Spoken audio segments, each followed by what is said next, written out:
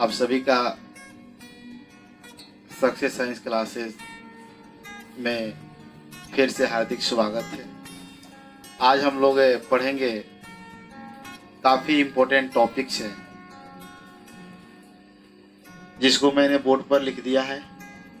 आप लोग बढ़िया से ध्यान दीजिएगा और अगर यह टॉपिक समझ में आवे तो नीचे वीडियो के नीचे लाइक का बटन है, उसे दबा दीजिएगा। चलिए शुरू करते हैं। आज का टॉपिक है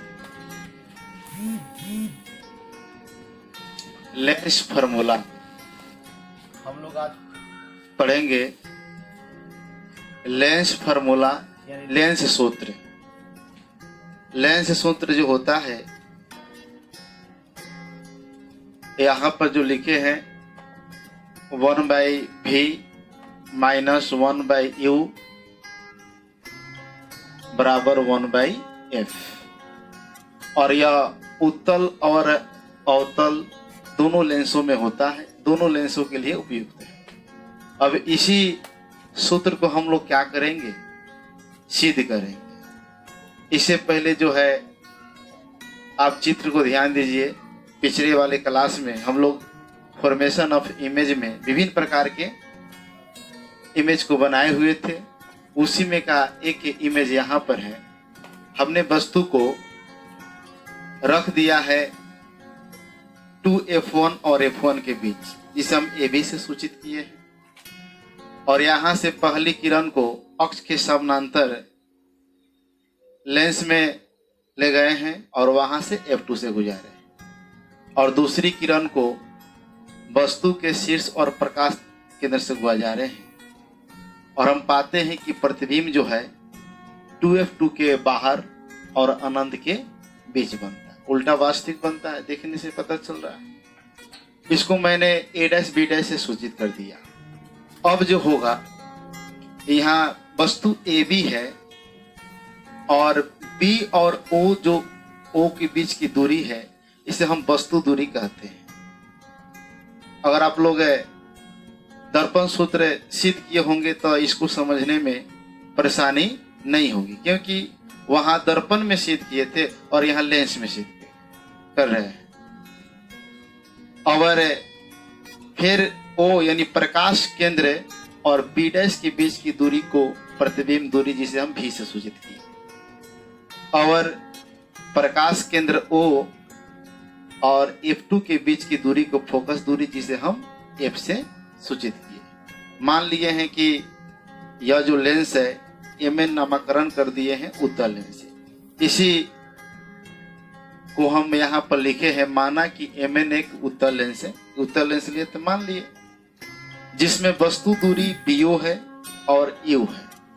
वहाँ लिखे हैं bo बराबर u, लेकिन एक चीज पर ध्यान दीजिएगा, यहाँ पर माइनस लिखे, क्योंकि पिछले चैप्टर में आप लोग पढ़े होंगे साइन कन्वेंशन, और उसमें बताया गया था कि यह राइट हैंड है, इधर वाला ऑल पॉजिटिव होता है और लेफ्ट हैंड वाला जो है ऑल नेगेटिव होता है। इसलिए वस्तु जो है लेफ्ट हैंड की ओर रखा गया, इसलिए यह नेगेटिव होगा, जिसके लिए हमने माइनस लगा दिया। प्रतिबिंब दूरी को माने हैं B'O और ये राइट हैंड में है, इसलिए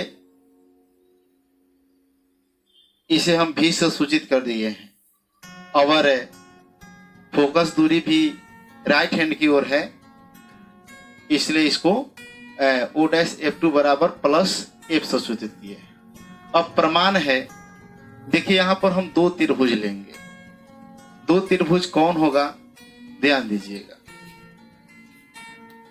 पहला त्रिभुज होगा ABO, और समरूप होगा इसी के समरूप A'(B')O।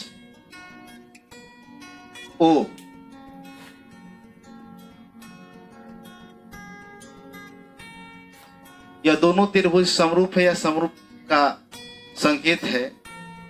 और आप लोग मैथ में पढ़े होंगे कि जब त्रिभुज समरूप होते हैं तो उनके संगत भुजाएं समानुपाती होती है। तो पहला त्रिभुज है ए बी ओ और दूसरा त्रिभुज है ए डैश बी डैश ओ। तो इसमें का जो है खड़ी भुजा है ए बी है, तो हम यहाँ पर लिख देंगे ए बी बटा, और इसमें की खड़ी भुजा है ए डैश बी डैश, तो यहाँ लिख देंगे ए डैश बी डैश बराबर। अब इसमें के जो है क्षैतिज भुजा है बी ओ, तो यहाँ लिख देंगे बी ओ, और इसमें की क्षैतिज भुजा है बी डैश ओ, तो यहाँ लिख देंगे बी डैश ओ। यह समीकरण बनेगा 1।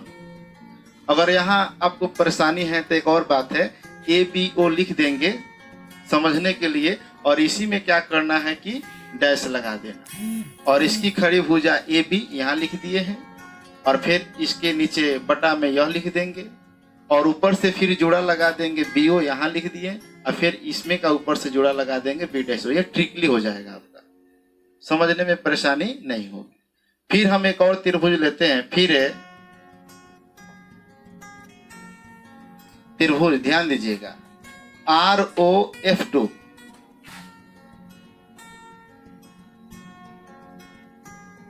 समरूप त्रिभुज है A dash B dash F to.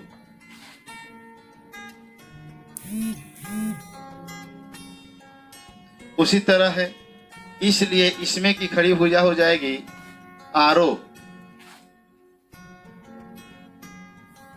और इसमें की हो जाएगी ए डैश बी डैश, और इसमें की क्षैतिज भुजा है ओ एफ टू,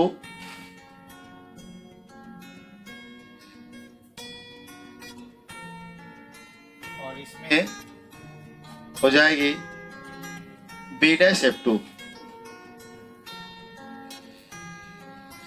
इसमें भी आपको परेशानी है तो ट्रिकली समझिएगा।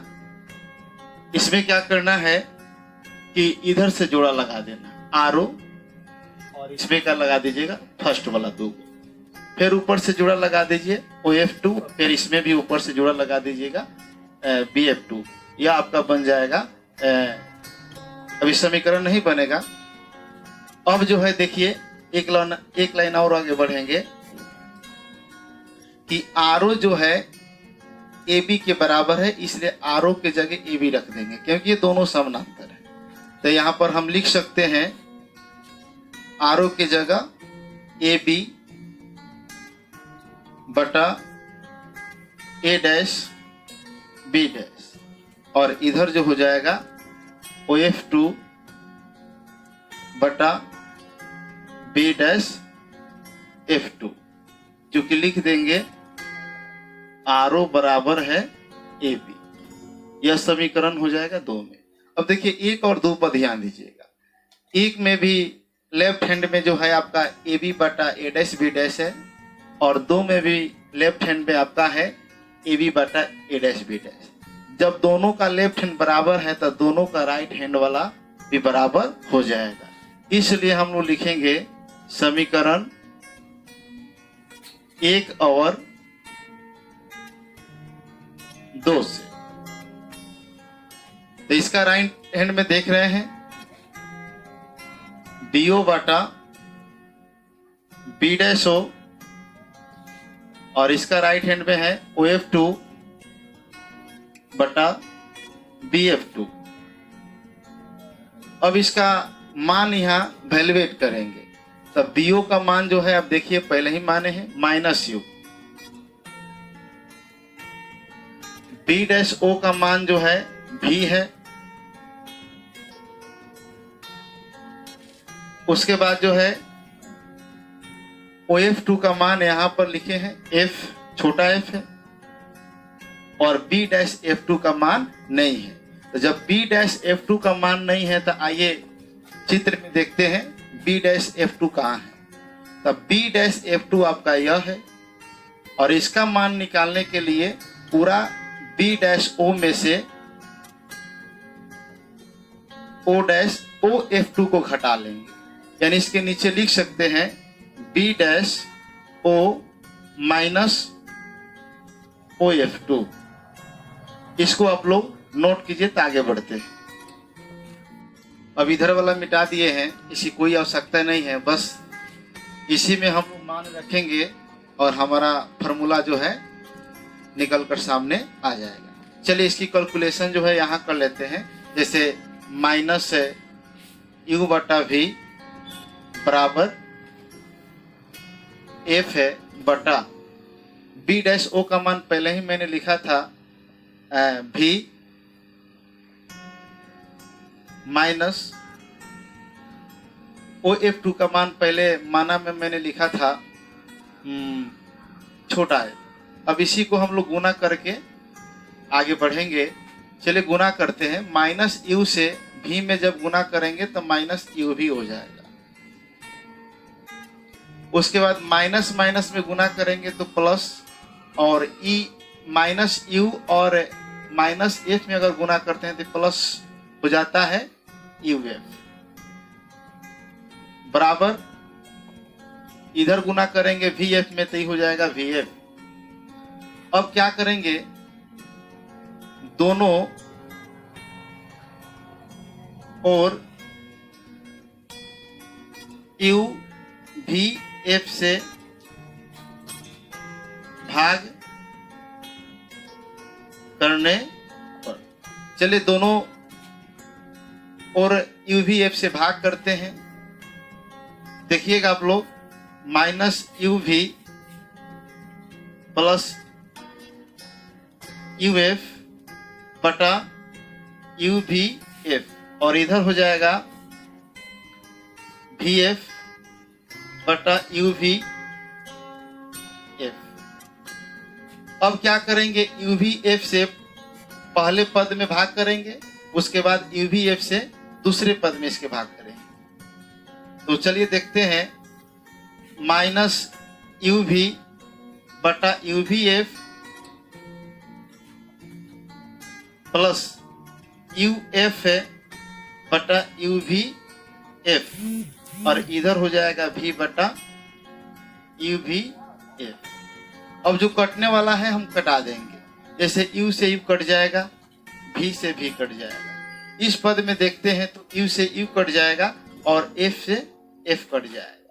और इसमें देखिए, इसमें जो है आपका, सॉरी यहाँ F छूट गया है, इसमें V से V कट जाएगा और F से F कट जाएगा। अब जो बच जाएगा उसको हम लिख देते हैं। यहाँ पर बचेगा माइनस 1 बटा F प्लस, यहाँ बचेगा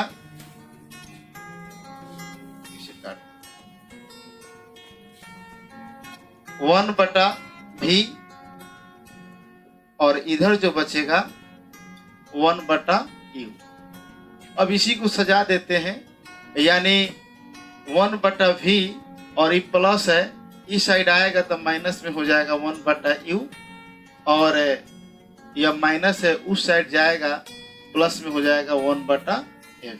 यही आपका जो होता है लेंस फार्मूला। चलिए इसको नोट कर लीजिए। इसके बाद हम लोग पढ़ेंगे, नेक्स्ट टॉपिक है मैग्निफिकेशन यानी आवर्धन। आवर्धन क्या होता है आप लोग इसके पहले वाले चैप्टर में पढ़ चुके हैं, बस वही डिफिनेशन है, अंतर सिर्फ लेंस का है। यानी इसकी परिभाषा है कि प्रतिबिंब में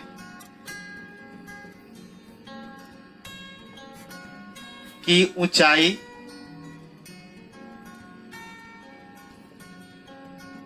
तथा वस्तु की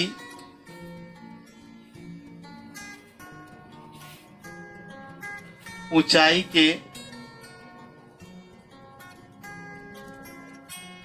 अनुपात को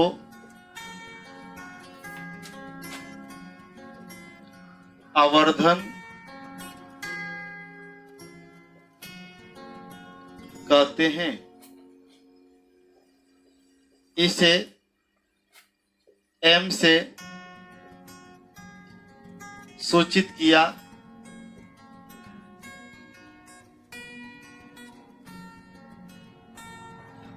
जाता है, अर्थात आवर्धन बराबर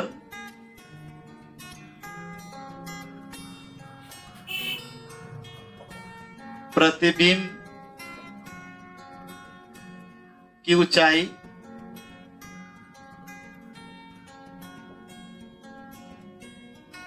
बटा वस्तु की ऊंचाई, या m बराबर h डैश बटा h। इसको आप लोग क्या करेंगे, नोट करेंगे। अब हम इसका व्यंजक प्राप्त करेंगे। यहाँ चित्र पर ध्यान दीजिएगा। ए बी जो हो गया वस्तु की ऊंचाई, जिसे एच से सूचित किए हैं। ए डैश बी डैश प्रतिबिंब की ऊंचाई, जिसे एच डैश से सूचित किए हैं। बी ओ हो गया वस्तु दूरी, जिसे यू से सूचित किए हैं। और O dash O B dash हो गया प्रतिबिंब दूरी, जिसे हम बी से सूचित किए हैं। लेकिन ए बी जो है ऊपर है, जिसके कारण जो है एच हम प्लस में लिए हैं।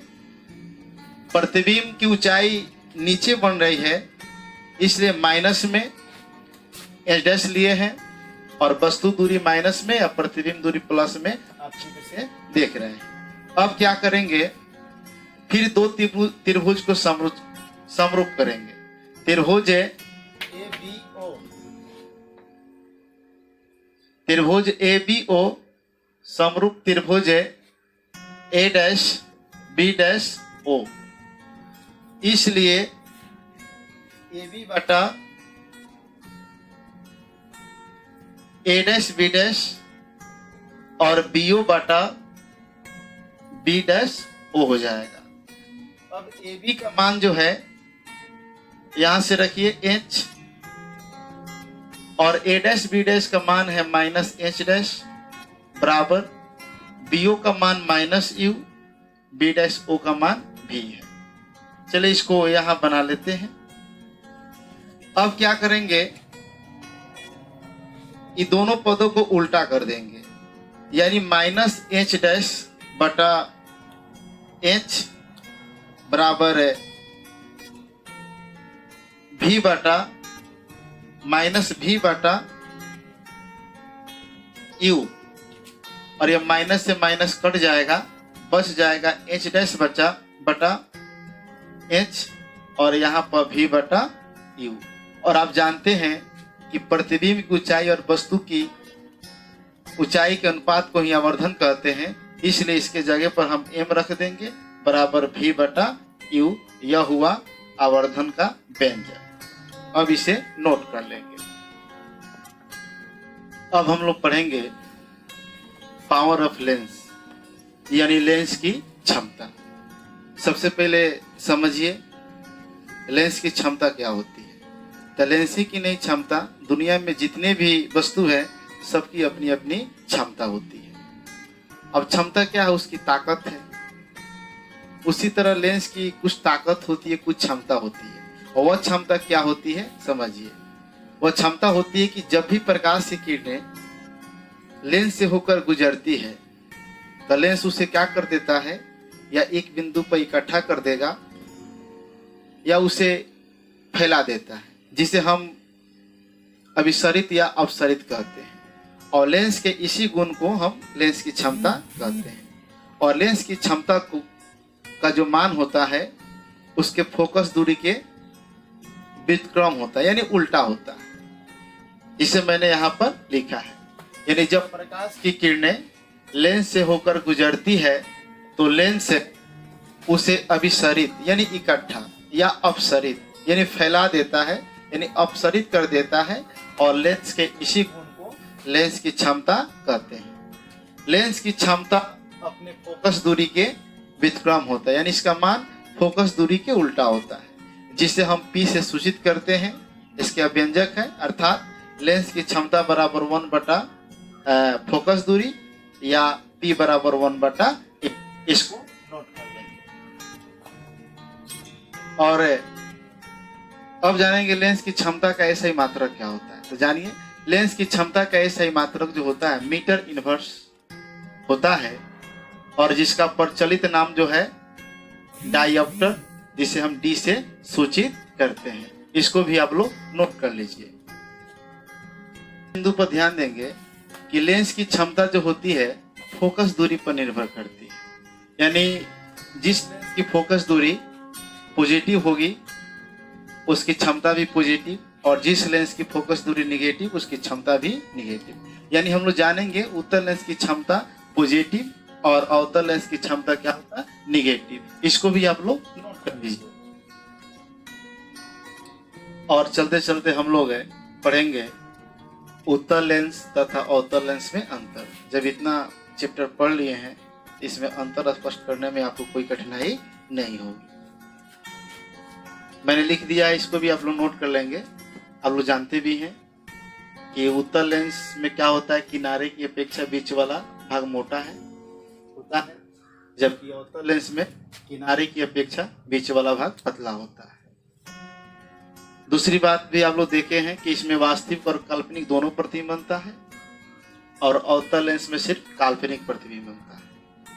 और तीसरी बात, इसकी क्षमता जो होती है धनात्मक और इसकी क्षमता जो होती है ऋणात्मक। यहीं तक इस चैप्टर को हम समाप्त करते हैं।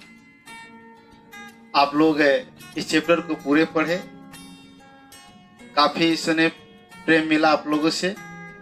अब इसके बाद न्यूमेरिकल क्वेश्चन है, आप लोग एक्सरसाइज में जाकर के उसे बनाएंगे।